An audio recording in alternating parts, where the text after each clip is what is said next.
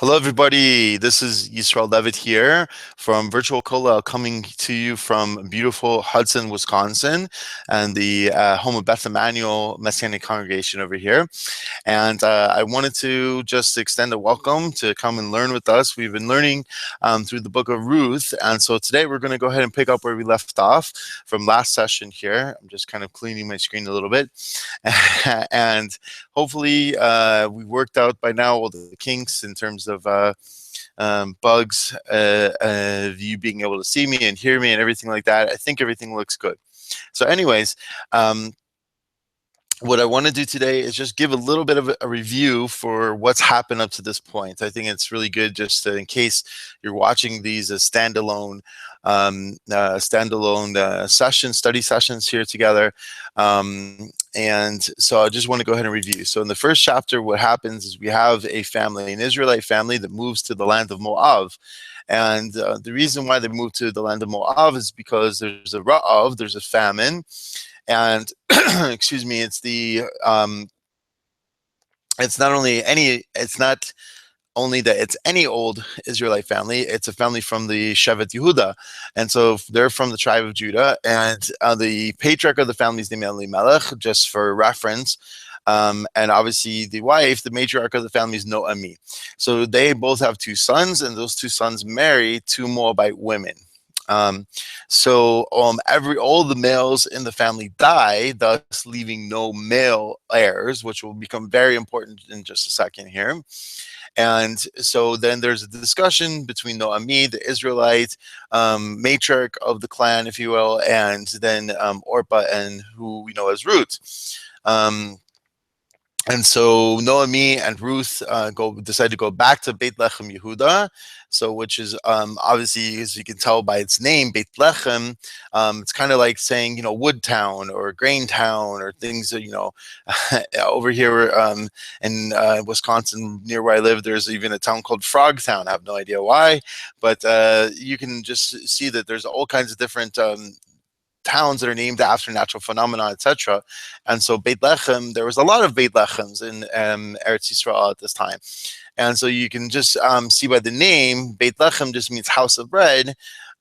So just like, you could say it's bread house Judah, is basically how you might translate that. And so you can surmise from that obviously one of the main staples of the crops is going to be grain. And so, in fact, that's where we pick up. Is that Noami, at the end of chapter 1, Noami and Ruth find themselves destitute. And so Noami, seeming to be obviously the younger of the two, decides that she's going to go work the fields, and she's going to do what's called, it's a mitzvah in the Torah called leket. So leket is the allowance that's stipulated in the Torah to go ahead and have anybody who's a farmer who's harvesting to whatever's leftover crops that they're going to go ahead and that they're collecting. While they're harvesting, if there's anything left over, that goes to the poor. And so Ruth, not really familiar that it's necessarily her right, quote unquote, as somebody living in the land of Israel to go ahead and do this, but familiar, no doubt, with the process, being that obviously she comes from the agrarian society herself. Ostensibly, she goes and says that, I'm going to go there, and if I find favor in whoever the persons that owns the field's eyes, then I'll go ahead and collect, etc. And so she does that, and she actually goes extremely early in the morning, proves to be very industrious. And so what happens is, fate would have it, or not fate, but hashgacha pratit, divine providence would have it, she ends up in the field of Boaz. So now Boaz, the sages are kind of split or unsure exactly who Boaz is to Noami, but he is one of the, as Noami identifies him in chapter 2, Mi go'alenuhu. He's one of our redeemers. Okay, so meaning that, we'll talk about what that means in a second. And so anyways, he's a modah, he's a modatanu, as also says in chapter 2 or 3, I can't remember which, chapter 3. And so basically, he's a relative, he's a close relative. As Rashi and Modano, or the obviously just literally means somebody who's known. He's known to us, but he's a karov. He's a close relative. And so, anyways, he ends up being the person that ostensibly is supporting them. However, there's a question. The question that we asked initially early on is how come he just doesn't outright take them in? Good morning. How are you, sir? Doing well. And so ostensibly, how come he doesn't just take them in? And then as we learned some of the halachos, in terms of how that works and everything like that, what exactly a goel is in the Torah, we basically see, okay, there's even a larger reason, a larger question to ask. So let's talk a little bit about, there's three halachot from the Torah that's absolutely essential that you understand these halachot, and if you don't, you will not understand the Book of Ruth. So the first of the halachot is yibum. Okay. Now, by the way, today I have the great schus, the great merit to have Mr. Dylan Forsted all the way from Canada here learning with me. So welcome him. You know, he's one of the people learning, and so you might hear him interject a little bit and everything like that, as this is really meant to be kind of a looser forum rather than just, you know, straight ahead like teaching me, teaching you guys. In the future, God willing, we're also going to be able to have interaction from people who are not physically here, and you'll be able to interact with me on the web as well. So anyways, so Dylan, I welcome your comments. Yeah. So comments, questions, concerns, rebuttals, arguments. It's all up for grabs.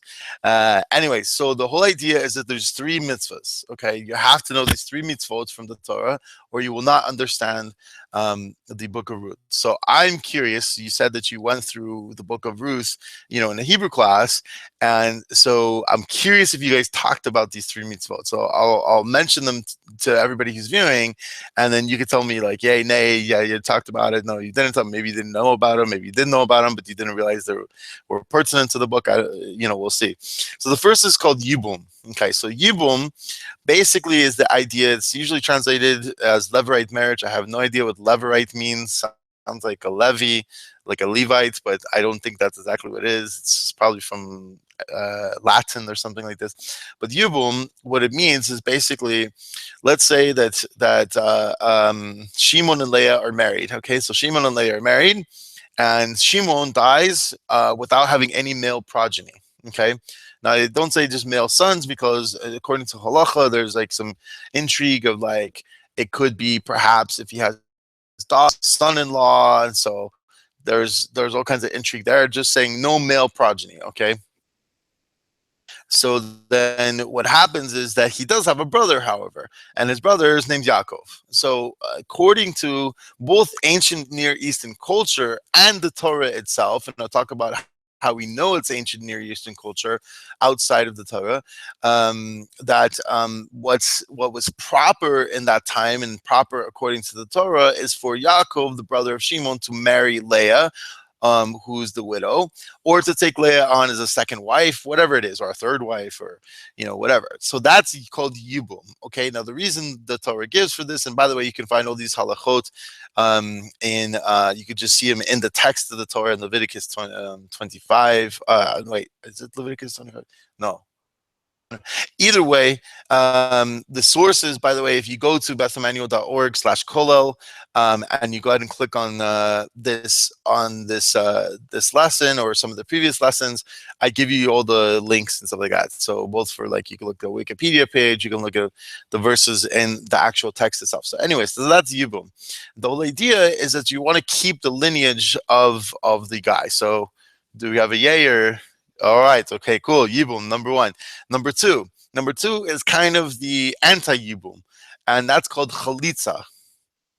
So you know anything about chalitza? Oh, you don't know about chalitza. Oh, you're trained very well then. Okay.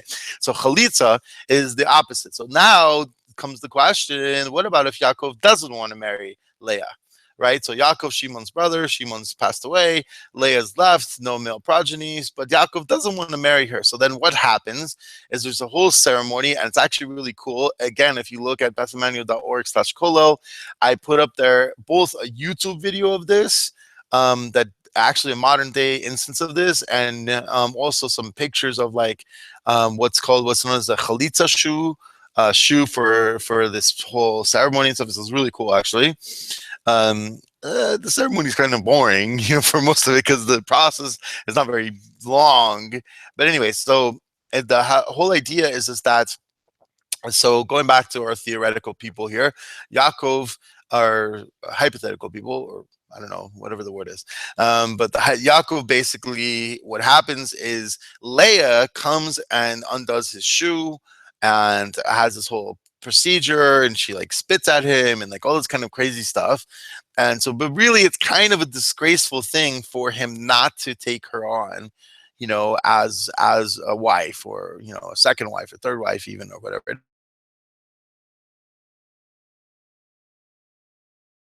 Some second halacha. Now the third halacha. Let's see if you got this one. Let's see. So door number 1 and 2, you have it. Let's see door number 3. So door number 3 is somebody called a goel.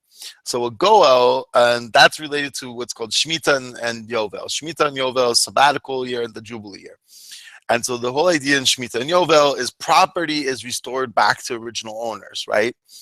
And so in order to know who the original owners are, you need somebody, because ostensibly, especially in the Jubilee year, which is 50 years have gone by, but just even in the Shemitah, 7 years have gone by, where you necessarily like cancel debts and things like that. But property for sure during Yovel reverts back to people. And so you need to have somebody called a goel. So a goel is basically just somebody who redeems, right, who buys back the land. And so you need to, so let's say again, Yaakov and, Shimon and Leah, they have property, right? And let's say that, for instance, that Yaakov doesn't want to marry Leah and does the whole chalitza process, etc. And so what happens is they have property, they have land, and let's say Leah sells the land and, whatever it is, because she needs the money, what have you. Okay, so let's say that that's the whole process that happens. Is we'll see actually what happens in chapter 4 of Ruth. This is exactly what's talked about. So anyways, so then when she buys it back, or when it's bought back, she needs to have somebody who's from the lineage. Okay, and this you can also look at. This is, I know for sure, is in Devarim Kafhei, Deuteronomy chapter 25. You can go ahead and take a look. And again, we source it on bestamenu.org/kolel. You can look at this particular video. There's the links there and everything. So anyway, so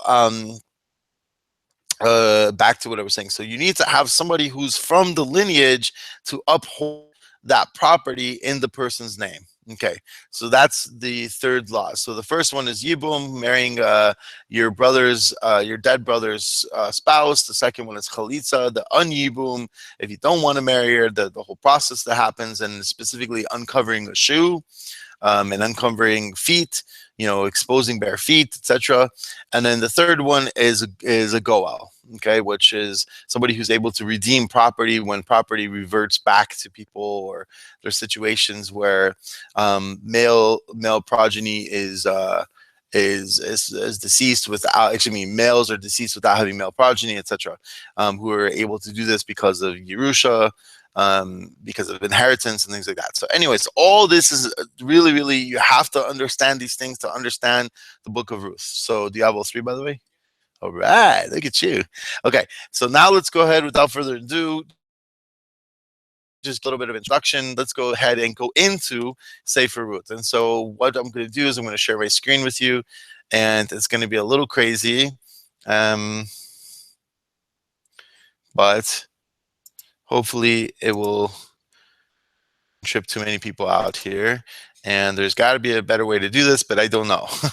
So okay, so here we are in Perek Shlishi in chapter 3 of Ruth. Okay, so I'm going to be using a couple different texts. So here's an all Hebrew text, as you can see, and the reason I like it is because now this is on a website called Kodesh Snunit .il. Well, you might be able to see the URL right here.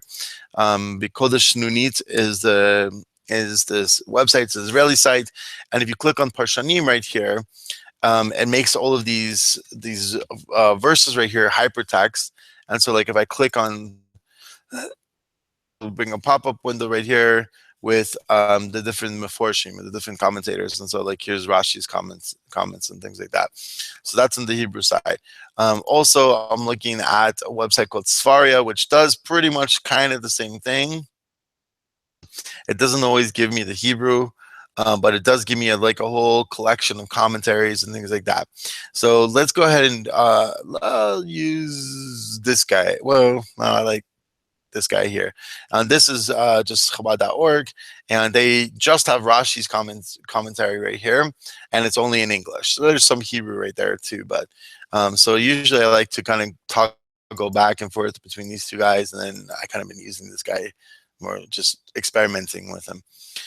So anyways, let's go here. We'll just quickly look and see where we're up to. So Naomi, basically in the first 5 verses, I don't want to go ahead and read through it, but the first 5 verses, she has this whole plan. So what's the whole plan? The whole plan, good morning, is to go ahead and have basically what I call taking matters into your own hands. So now, by the way, there's one thing I forgot to mention. There's a parallel to all of this. And so what's the parallel? The parallel to the Book of Ruth is the story of Yehuda and Tamar.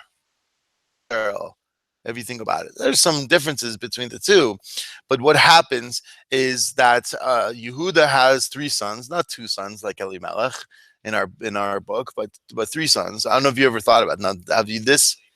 Yeah. So listen to this. This is when I kind of was like learning about this. I'm like, oh, it's perfect. So Yehuda has 3 sons, right? I forget the first one's name, and then Onan, and then Shelah. So basically, they marry a Canaanite. I think she's Canaanite. I think Tamar is a Canaanite woman, probably a Canaanite woman, because I know that Yehuda marries a foreign wife from a different nationality. But anyway, so the marries Tamar. So the first of Yehuda's sons marries Tamar, and Yehuda dies. Actually, Tamar's first husband dies, right? So what happens is Onan takes her, marries her, right? Remember the story? So he marries her, and he doesn't finish the job of consummating the marriage, and so he gets struck down.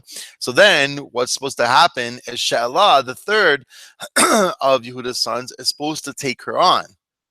Yehuda's like a little wary. He doesn't like want to do it. He's like, okay, maybe there's some foul play over here, something like that. But basically, if you could see, this is kind of like what I call like a proto Yibum, because Yibum didn't exist at this point, at least not from the Torah. And so like basically, this is pretty much what's happening, similar to like the Book of Ruth, and you'll see why I say that in just a quick second. But there's kind of like a Yibum situation. So I don't know. I just thought that this is interesting because it's kind of Yibum before the Torah. Anyways, you catch my drift, I think. So what happens here in this instance is that Yehuda basically tells Tamar, hey, wait until Shelah like grows up to a certain amount, so he's like of marriageable age, pushes her off a little bit, and so she comes to find out that he's that he is of marriageable age. And so what does she do? She dresses up like a prostitute. She goes and seduces actually Yehuda, conceives, has a son, and then he says at the end, he said, Tzidka mimeni. She's more righteous than I am. So like she did a righteous act. Right. So those are all the factors in the story of Yehuda and Tamar. So now let's go ahead and go back to our text here, and we're going to see almost the same thing happen. Okay, so what's happening here in the first 5 verses is, again, Boaz is supposed to redeem them. Goel, he doesn't. So then what does Naomi say? Naomi says, okay, so here's what you're going to go do. You're going to dress up.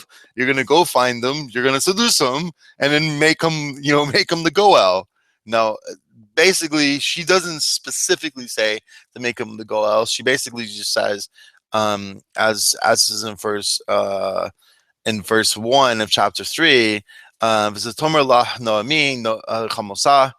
By the way, I have a Ashkenazi accent, so hopefully you can understand my accent.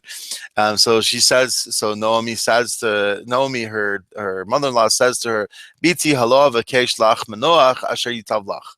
And so basically she says, shouldn't I seek rest for you so that it'd be good for you? So basically this kind of idea in the Ibn Ezra, one of the one of the medieval commentators says that manoach here, like this rest that she's seeking is to get married, basically. So basically, you're working in the field, you're like supporting me, blah, blah, blah.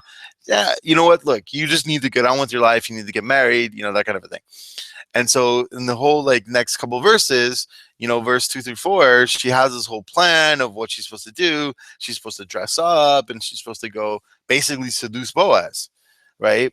And it's very interesting though, because in verse 4, and so my thing too, Dylan, is it's like, so you know about the Korean Kativ here. Do you know about that? Right. So the Korean Kativ, I think that's the whole idea of why there's all this Korean Kativ, because it's supposed to be really Noemi who's going to go do that if she's wanting to make him the Goel.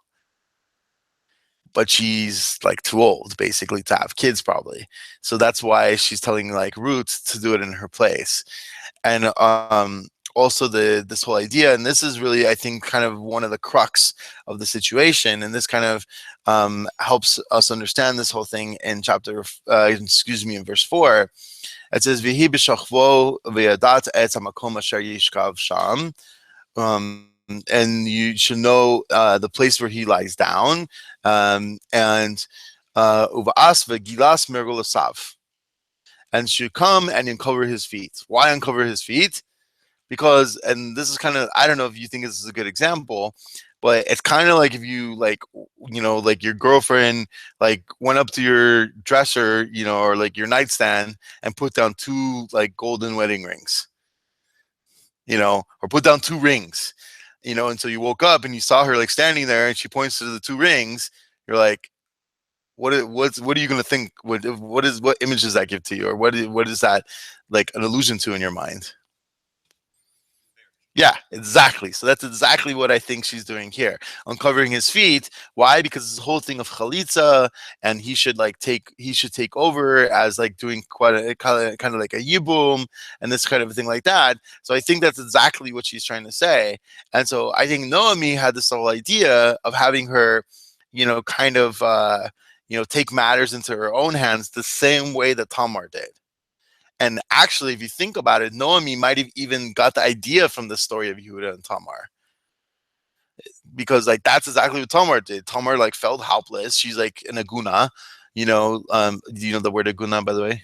Yeah. So she's an aguna. She's chained, to wait until Shelah grows up. Excuse me, to be old enough to be given in marriage. And then finally, when enough's enough, she's like, okay, I'm just taking matters into my own hands, just using my womanly, wiles, to go ahead and try and, jumpstart this whole situation. So I think that's basically what's happening. Now, there's a huge change which we talked about yesterday. And basically, and that's in verse 9. And so verse 9, basically, he wakes up, Boaz wakes up, and he says, who are you? Anochi Ruth, and she says, I am Ruth, Amatecha, your maidservant, Ufarata Kanfecha al Amatecha, and spread out your, how does it translate it there in English? Take me under your wing. I like that translation. That's the best translation that I've seen, because here it says it's literally spread out your corner, is really what it says, or your wing. It could be wing, but here it says spread your skirt over your handmaiden. No one's like, what? Your skirt? That doesn't make any sense, but okay. But anyway, so ufarasa kamtecha alamatecha. So spread, like, take me under your wing. Ki goel ata. And those three little words right there, I think, turned the whole thing upside down. Because why? Naomi didn't say anything about, hey, go to him because he's the Goel. And I think Naomi had in mind just to have him like go, or excuse me, have her go to him basically to try and seduce him because he's like a wealthy guy and like, whatever it is. And so he basically responds, very favorably, etc. So where we left off, let's see here. Yesterday, Okay, we left off yesterday is I think verse 14. So let's go ahead and pick it up right there. And verse 14 basically, we'll just do it through here. Why not? It says Vitishkav Mergulotov, and excuse me, she lied down at his feet adabaker until the morning. Vatakum beterim yakir ish et rehu, and she got up before she rose before anybody can recognize a person can recognize his fellow. By the way, that's the word boker. That's what that means. Oh, by the way, I'm supposed to do something here to set up another camera. What's up? So people can see my smiling face. Hello, everybody. Okay, so basically, that's where the word boker really means. Actually, levaker means like to become clear. So before the day becomes clear enough to like recognize one person. So, anyways, and so there's a little bit in Korean Kativ right here, as you can see. So there's the beterim right here, which just means before, and then there's this other word right here that's base. It's base Bates Tetrash Vav Mem. Let's see. Let's see if Sfaria has anything on that. I didn't really look up the Korean Kativ right there. Let's see here. No, we're at okay, right here. Let's see if they have anything here. Cameras come in. Let's see. No. Maybe Gur Arya says something. Kamin Miraz. Whoops. Yeah, so he's talking about a different Korean Kativ here. Mm. Yeah, he's talking about the whole idea of the Margalotav. Yeah, so I'm sure there's somebody that somewhere talks about this Korean Kativ right here with these two words, but okay, not for now. So let's continue on. So you should rise. She rises up before it's already while it's still dark. Vayomer al yida'a kiva ha'isha hagoret. Okay, so now, and he said, "Let it not be known to the woman that the woman came to the threshing floor." Now, okay, so now here's one of the rules of Tanakh. One of the rules of Tanakh is whenever you have an Amara, whenever you have an Amira, I should say, whenever you have like somebody saying something, right? And there's no target, there's no what we call the oh my gosh, I'm losing the grammar. No, the subject object, and there's no object to the amira, to who's speaking. Then basically it's always supposed to be somebody speaks to him or herself. So they're like kind of thinking out loud, if you will, but they're not necessarily thinking out loud, but they're like thinking. They're this is what the Tanakh is trying to tell us what they're thinking. Now here basically Rashi here talks about Vayomer al Yada.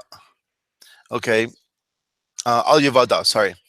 And so basically he says Musav al Takom, V'takom b'terem yakir hu zerez lekayim lekam ki amar b'liboy en kvodi sheyodea ki va'a ha'isha hagoret.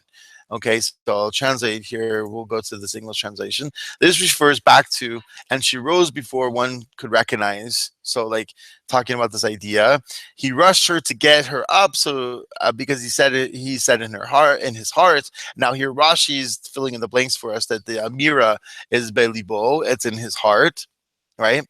It does not benefit my honor that it should be known that the woman came to the threshing floor.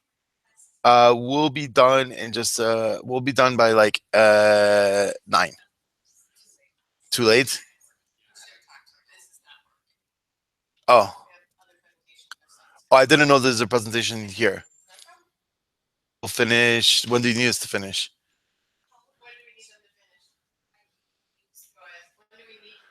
Hold 1 second. Flag on the play here.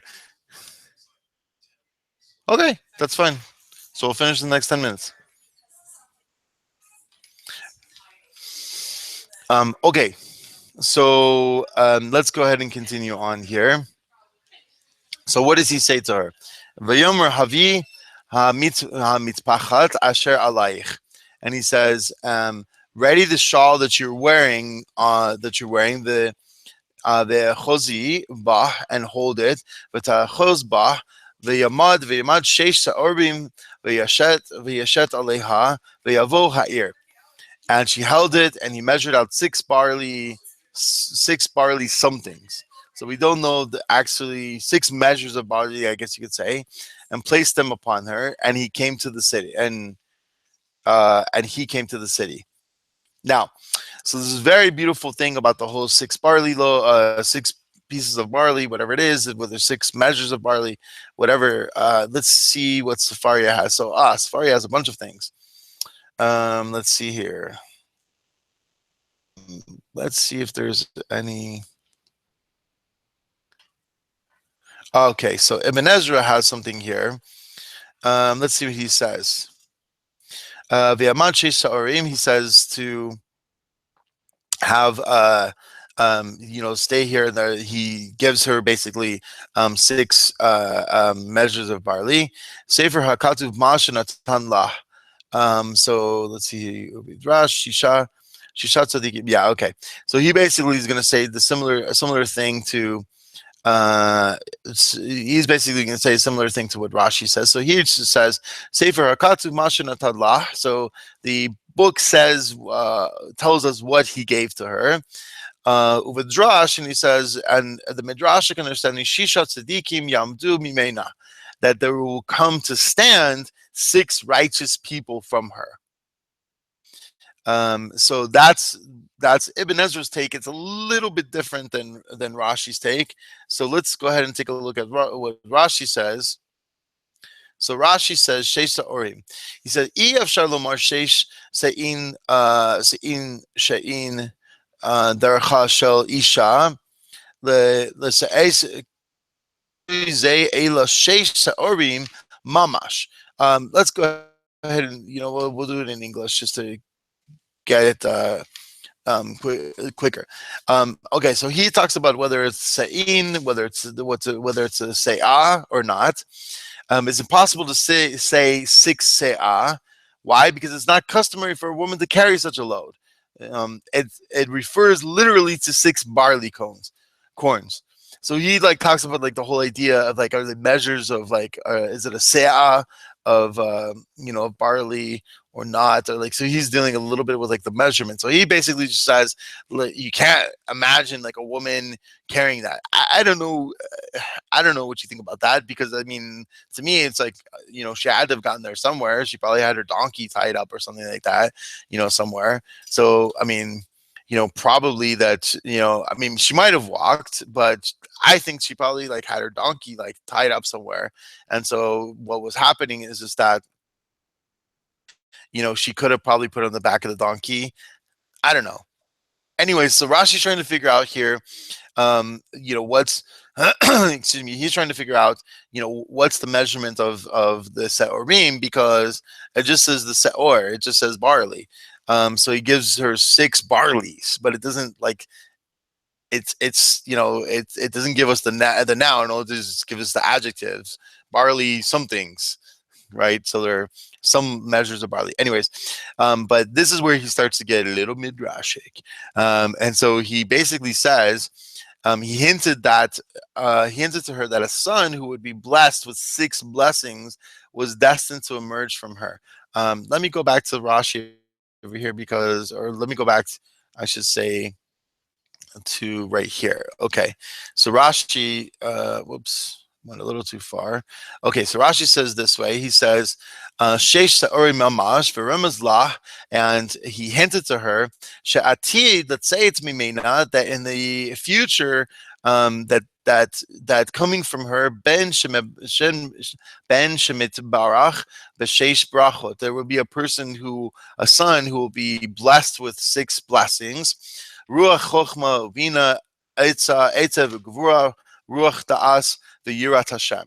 And so, what is he referencing? He's referencing up here Isaiah. And so, Isaiah 11, 11 chapter 2 says, "And the Spirit of the Lord shall rest upon him, the Spirit of wisdom and understanding, the Spirit of counsel and might, the Spirit of knowledge and of fear of the Lord." There we go. There's 6 measures of blessing. So that's what Rashi is basically hinting at, that these 6 measures of barley that actually know that they're supposed to be a hinting to the barley, excuse me, to the 6 blessings that so that one of her descendants is going to have. So I don't know if you ever heard this, the Rashi on this before. So yeah, I just thought it was really interesting. So we don't have a little time. We don't have time today to explore it, but let's go ahead, and what we'll do is we'll just go trudge ahead to finish the chapter. Okay. And she came to her mother-in-law and she said, I'm sorry, she came to she came to her mother-in-law, V'tomer mi at. And so she said, meaning her mother-in-law said, "Who are you?" Now, mi at biti. Now, of course, she knows who she is. She's trying to say, "Who are you? Are you Boaz's wife? Or are you still Ruth, who's single?" Tagid lah es kol asher asa la haish, and she told her all that the man had done to her, etc. V'tomer sheish sa'orim ha'ele natan li, and she said, "He gave me these 6 barleys." It's funny because how does it translate it right there? Ah, yeah, because it doesn't literally say that. Yeah, I know. We're finishing in just a moment. Um. Anyways, yeah. So yeah, so it assumes like how much. Yeah. Let's see. Let's see. Shesh Saorim, so here it just says 6 barleys, right? Ha'eli Natanli, Ki Amar, and so here we have a very interesting idea of Kriyan Kativ. Here we have a lie, which is actually a Kri, but not a Kativ. So it's usually it's the opposite of what we usually see. Al Tvu'i Rekam El Chamosech. And he said, "Why that you shouldn't come to your mother-in-law empty-handed?" So maybe we'll have a moment to deal with the Kriyan Kativ tomorrow a little bit. And okay, V'tomer shvi biti ad asher tidein eich yapol devar kilo yishkot ha'ish ki'im kila hadavar hayom. And she said, "Sit still, my daughter, until you know how the matter will fall, for the man will not rest until he has resolved the matter."